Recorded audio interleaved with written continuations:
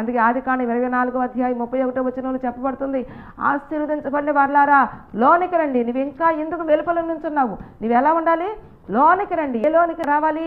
క్రీస్తులోనికి రావాలి. క్రీస్తులోనికి రావాలి అంటే క్రీస్తు నీ మీద అధికారం చేయాలి. క్రీస్తుతో నీవు ఉండాలి. క్రీస్తులో నీవు ఉన్నప్పుడు నిశ్చయముగా నీవు ఆశీర్వదించబడిన వారమని చెప్పి దేవుని వాక్యం తెలియజేయబడుతుంది.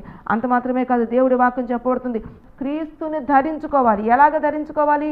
నీవు రెండవ జన్మానుభవంలోనికి వచ్చినప్పుడు నీవు క్రీస్తుని ధరించుకునే అనుభవంలోనికి వస్తావు. అందుకే దేవుని వాక్యం చూద్దాం. చూడండి, యోహాను సువార్త 3వ అధ్యాయం 3వ వచనం. అందుకు యేసు అంతటితో ఒకడు క్రొత్తగా జన్మించితేనే కానీ అతడు దేవుని రాజ్యము చూడలేడని నీతో నిశ్చయముగా చెబుతున్నాను. క్రొత్తగా జన్మించే అనుభవంలోకి రావాలి, క్రీస్తులోనికి రావాలి, క్రీస్తుతో అనుభవంలోకి నీవు రావాలి. అప్పుడు దేవుడిని చెప్తున్న మాట ఏంటంటే నీవు ఆశీర్వదించబడిన వారు. ఎందుకంటే నీ పాపము నీ శాపం అంతా కూడా యేసుక్రీస్తు వారు కల్వరి శిలువలో ఆ యొక్క మ్రాను మీద కొట్టివేసి ఉన్నారనే విషయాన్ని మనం ఎన్నడూ మర్చిపోకూడదు. ఆ కొట్టివేయటం వలనే మనము రాజులైన యాజక సమూహముగాను ఏర్పరచబడిన వంశముగాను దేవుని సొత్తైన ప్రజగా పరిశుద్ధ జనముగా మార్చబడి ఉన్నామనే విషయాన్ని మనం జ్ఞాపకం చేసుకోవాలి.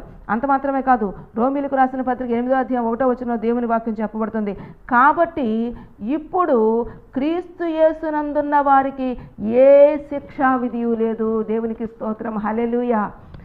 ఏ శిక్షా విధి లేదు, నీకు ఎటువంటి జడ్జిమెంట్ లేకుండా క్రీస్తులో నీవు ఉన్నప్పుడు నీవు మరణములో నుండి జీవంలోకి దాటిపోతావు. ఆ మధ్యలో ఉన్న జడ్జిమెంట్, తీర్పు అనే దానికి నువ్వు వెళ్ళవు. తీర్పులోనికి వచ్చినప్పుడు ఏ మానవుడు కూడా నీతిమంతుడు కాడు.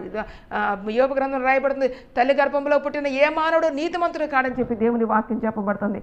ఎందుకంటే ప్రతి మానవుడు కూడా జన్మ పాపంతోనే మరి ఆ యొక్క భూమి మీదకి ఉద్భవిస్తున్నాడు. కాబట్టి ఏ మానవుడు నీతిమంతుడు కాడు. ఇక్కడ దేవుని వాక్యం చెప్పబడుతుంది, ఇప్పుడు క్రీస్తు యేసునందున్న వారికి ఏ శిక్షా విధి లేదు. నువ్వు క్రీస్తు యేసునందుంటే నీకు ఏ శిక్షా విధి లేదు. ఎందుకంటే మన శిక్ష యావత్తు యేసుక్రీస్తు వారి కల్వరి శిలువలో ఆ రక్తాన్ని కార్చి ప్రాణాన్ని పెట్టి ఆయన ఒక్క రక్తపు చుక్కనైనా మిగిల్చుకొనకుండా నీ కొరకు నా కొరకు మ్రాను మీద శాపమైపోయి నిన్ను నన్ను పరిశుద్ధ జనముగా మార్చాడు. అట్టి దేవునికి యుగయుగములు ఘనత మహిమ ప్రభావములు చెందును గాక.